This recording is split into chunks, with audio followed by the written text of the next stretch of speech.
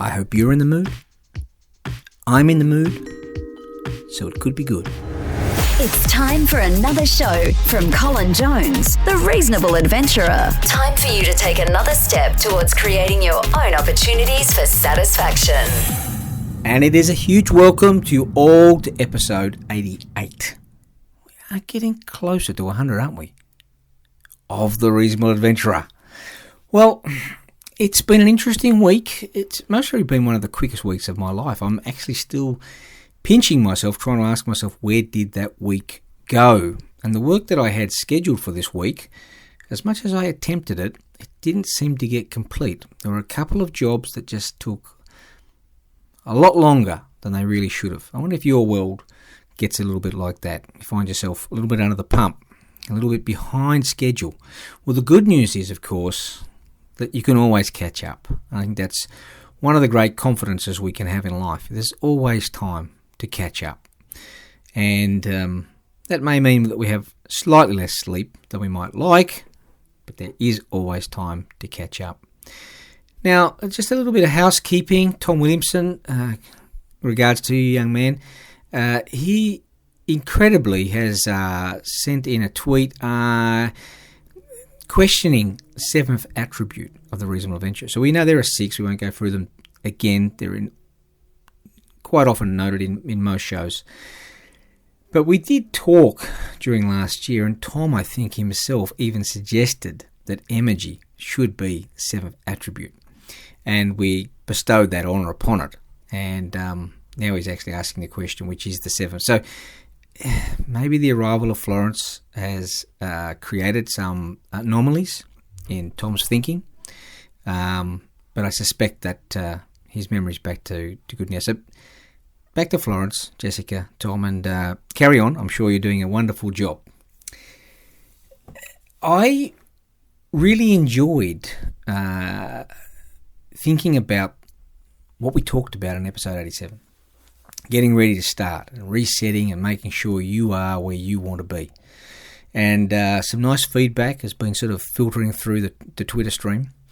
And that's been really good. And as I was leading into this episode, I was thinking to myself, well, what will be this episode? I was a little unsure. Through the week, I tend to sort of write down a few themes, potential titles. I've always been somebody who, if you give me a title, I can sort of find something from that, even a paper. But this week, it's been a little bit bare. It's just been sort of battling to sort of keep on top of a couple of little jobs. And now they're done, I can move on with some other things. But when I look down on the paper, it's bare. There's nothing there. Anyway, I had the pleasure this afternoon of meeting up with one of my colleagues from another university, and he's a mentor to me. And it's always a very, very enjoyable conversation. And we were chatting about, at one point, education and the way it's changing, the way the world's changing and how things are. And he made an observation, very simple, without any sort of fanfare. He just said that being an educator excites him because while we can't change the things that are happening in the world today, and we can't be responsible for a whole range of craziness that's happening out there at an individual level, we are responsible for the next generation. We all play our part as educators in shaping the next generation. And I sort of sat back when he said that, and I thought, he's 100% correct. There's absolutely no doubt about it. Educators all over the world, in all systems and at all ages, play an enormous role in helping students to find themselves. And so I left my colleague, and those words were sort of like indelibly scratched into my short-term memory. And as I sat on the train coming home, I thought, he's so right, and I should talk a little bit about that tonight. I should reflect more on that and think through that process. And that sort of got me thinking back to those moments when I, as an educator, sort of found myself. I won't call it a calling because it's not about calling, but found that sense that I was helping, found that sense that I was being effective in shaping that next generation. And it's not necessarily an easy process for everybody because we all approach being an educator in different ways. Some people believe they have something of great importance to impart. Some people believe that if they sow the seeds, that they'll bear sufficient fruit in years to come. And others may be more pressed with a more immediate outcome that needs to be achieved. There's an actual point that a cohort needs to have travelled to so that they're capable of engaging in the next step of the process. And so regardless of where we all sort of start from and what our motives are and how we sort of are energised by the journey, I found myself thinking, if I was going to pick a book up off my bookshelf, which book would it be? And why would I pick that book up? And the reason I make reference to book is because as a late starter to education, I've got a lot of joy out of being able to accumulate a few books and to be able to contemplate the ideas of people from anywhere from 100 years ago to a year ago, and to be able to reflect on how neat a fit that might be. To be able to reflect on the challenge of organising yourself. And so I wanted to share with you a couple of passages from a book. It's written in 1929. And it was the book that I suppose turned me, sort of got me from being, okay, I'm just going to do this by gut feel and I think I'm helping, to, now there's actually a method to my madness. There's actually, I understand what I'm doing here. There's a purpose that I'm actually trying to achieve. So it sort of took me from this novice educator to apprentice educator. I'm still obviously in that space. I think you remain in that space for a long time, maybe forever. I don't think anyone becomes a master educator because just as you become better at a particular form of practice, the world around you is changing at such a rate that even when you totally acquire a certain set of skills, they may not actually relate to tomorrow, right? That's sort of like just this constant process of change that we're all surrounded by. So I want to read you a couple of words from Alfred Whitehead. So the book is The Aims of Education. It's written in 1929. It sort of captures a lot of his thoughts, especially from when he left Cambridge and went to Harvard. And in the first chapter, there's this lovely sentence that really, really grabbed me. So I picked up this book. It was one of those books that someone had mentioned how influential it was to their thinking in a conference presentation. And I just wrote the name down. Alfred Whitehead, okay. And then I went back and, no surprise, the book was in the library. I picked up the book, took it home, started reading, could not put it down. Because as someone who'd struggled in education, this book was saying everything that I felt to be true. And therefore, it was easy for it to shape my way of thinking about how I would organise myself. Anyway, there's a lovely little saying in here.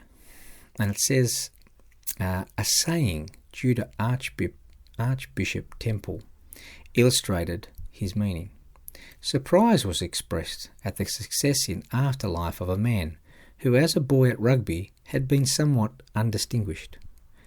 He answered, "It is not what they are at 18, it is what they become afterwards that matters." And on goes Whitehead to talk about his ideas on education. And I'll just read you two passages, which, as I was working my way through the first chapter, so we're on page 2 at the moment. And Whitehead says, "In the history of education, the most striking phenomenon is that schools of learning which at one epoch are alive with a ferment of genius, and in a succeeding generation exhibit merely pedantry and routine. The reason is that they are overladen with inert ideas. Education with inert ideas is not only useless, it is above all things harmful. Except at rare intervals of intellectual ferment, education in the past has been radically infected with inert ideas. That is the reason why uneducated, clever women who have never seen much of the world are in middle life so much the most cultured part of community. They have been saved from this horrible burden of inert ideas. Every intellectual revolution that has ever been stirred humanity into greatness has been a passionate protest against inert ideas. Then, alas, with pathetic ignorance of human psychology, it has proceeded by some educational scheme to bind humanity afresh with inert ideas of its own fashioning. So, I loved this because as a student, I found myself sitting in a university hall thinking, do we really need to know all these ideas? What is the point of it? We're not going to use half of this stuff. And he goes on to talk about this notion of less is more. And I think that, it just grabbed me and I thought, wow, that's absolutely how I'm thinking about this. So let me give you the next passage and then I'll go on to something that's sort of a little bit more modern. The results of teaching small parts of a larger number of subjects is the passive reception of disconnected ideas, not illuminated with any spark of vitality. Let the main ideas which are introduced into a child's education be few and important, and let them be thrown into every combination possible. The child should make them his own, and should understand their application here and now in the circumstances of his actual life. For the very beginning of her education, the child should experience the joy of discovery. The discovery which she has to make is that general ideas give an understanding to the stream of events which pour through her life, which is her life.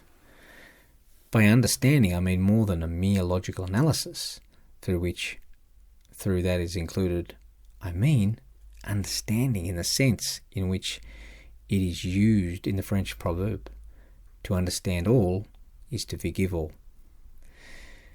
Parents sneer at an education which is useful, but if education is not useful, what is it? And you could go on and read the whole book. I mean, I actually love returning to this book and thinking to myself, what is it that's going to be shared? And so what I found when I discovered this book, maybe about 10 years ago, was it then led me to other works which were, cut from similar cloth. And then that led me progressively along the way to other ideas which complemented and built upon these ideas and helped me to construct a particular learning environment for the next generation. And I think that's the key thing. And so when I was coming home on the train tonight and I was reflecting on my colleagues' comments, my reflections took me to thinking about really what he's saying is that the only way we can be relevant is to ensure that we do a good job with the next generation. It's not what we're doing today that really matters. It's what becomes of the people that we're actually interacting with. And I had a great message on my phone today. I, as you know, published my book on the Naked Educator and lessons learned, and I picked up this message which came in from one of my past students. I'll read it to you because I thought it was fantastic. It said, "G'day Colin, how's it going? Well done on writing the book, no small achievement. I had a random question for you. Did you keep copies of our business plans for entrepreneurship course? My computer blew up a few years ago and lost it. would be good to look back on it now and see how accurate it turned out to be. So I know that Henry's has gone off and started his business. And so I'll go looking for that tomorrow because it would be fantastic to find it. And then I thought to myself, I wonder how many other students wrote a plan about something that they specifically went and started. And I wonder how many of them I could then go and talk to and find out how close we actually got to the mark, or how close they got to the mark. So that's an interesting one. But the work of Whitehead has progressively led me to a way of thinking about education. It's captured really nicely in a document that's called A Transformational Vision for Education in the United States. So you could Google that and you would find this, A Transformational Vision for Education in the United States. And they talk about these 5 elements that they believe should be present for a transformational education. And bear in mind what we've talked about in previous weeks is that very idea, that what we're doing is transformational, that we are helping a future generation to be able to create opportunities for their own satisfaction. Yeah? And so here are 5 components to this process. And I want you to think about, from your own practice, from your children's practice, from what you've experienced personally, to what extent do you think these 5 components were present? The first one is competency-based, and I'm a really big believer in the notion of competency-based education, because at the end of the day, age or grade-based progression is just almost meaningless. We've almost got to the point where what does it matter? You know, I was a product of a system that let me move from grade 1 to 2 to 3 to 4 to 5 to 6 to 7 to 8 to 9 and amazingly on to 10, and then it even let me out of the building and I didn't pass any of the work. What sort of school does that to a person? What sort of school does that to anyone? That's criminal. In my mind, that is criminal. So competence-based education enables us to free ourselves from that sort of rigmarole and says, well, can you do it? Can you not do it? Right? And if you can do it well ahead of time, fantastic. Go and do something else with your time. And if you can't, well, we know where we need to do some work. If you want to get you to move forward, we know what you've actually got to do some more time on. Personalised, relevant, and contextual. So I've been chatting quite a while now about pedagogical learning, about creating self-determined learning, where people can create that self-negotiated action at the end. So that's a very important thing. Learner agency. From the very time I stepped into a classroom at UTAS, it was how do we get the passive learners to become active? How do we get that agency to actually work for the student? Socially embedded. Look around. What is the 5th attribute of the reasonable adventurer? Yeah? Finding an uncommon interest in the commonplace. What are the resources? What are the opportunities that are right beneath your feet? Making sure students understand that. And the fact that we have this notion that it's open-walled. Now, we do this a lot in entrepreneurship education now because we have things like the lean startup method. And that enables us to simply say to people, why are you here in this building? You're not going to find the answers you need. And so this notion of open-walledness, I think, is just essential. We've got the internet now. Yeah? We don't need to be stuck in classrooms to learn something. We can learn something on Saturdays and Sundays too. Yeah? We can learn something at any time of the day. We don't have to be in a classroom to learn. And so I think these are really important.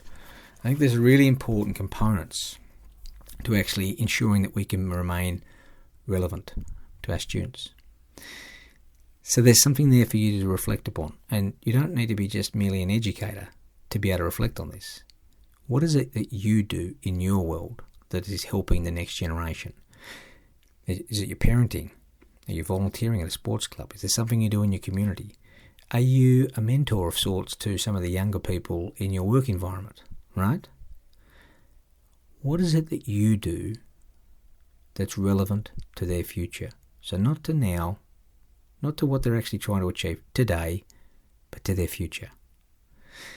That's what I'm going to leave you to reflect upon. It's a tough one for us all to reflect on because we don't obviously spend every minute of our day thinking about someone else's future. But when we are doing that, we want to make sure that what we're doing is meaningful and that it's actually relevant to their future. Cheerio.